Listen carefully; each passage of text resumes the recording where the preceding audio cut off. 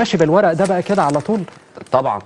ما هو انا بلحن وبغني لنفسي كمان. ايوه الاثنين مع بعض. ما شاء الله عليك طبعا. ايوه بقى يا فنان، ايوه بقى هو ده. انت متعلم بقى على كده يا محمود؟ طبعا يا استاذ محمد. ما شاء الله. متعلم طبعا. انت ده اللي انا كنت قلقان منه وخايف. يعني معاك ايه؟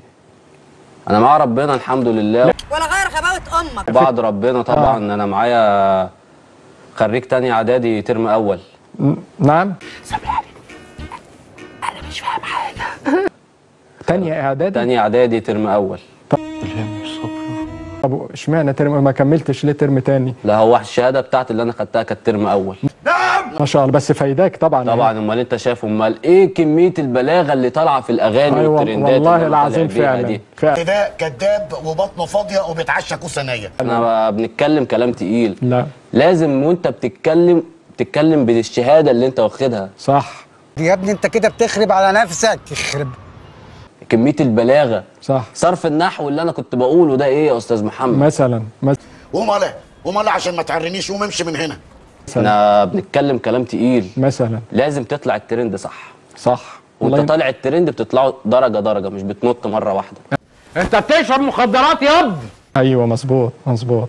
ما شاء الله عليك يا محمود. يعني بصراحه يعني حاجه تفرح. الله يخليك. انا مبسوط بيك جدا. الله يبارك يعني لك. وعلى فكره بقى في خير جاي.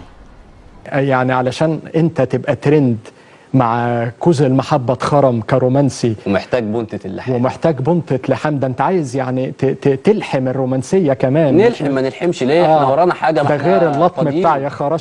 قولي له اسكت يا ابن الجزمة. يا خرابي الأولانية. خراشي يا خرابي برضه. طب وانت اللطم في الأغنية دي يعني غيرتها عشان الناس الجديدة اللي عمالة بتخبط بحاجات تانية؟ احنا غير.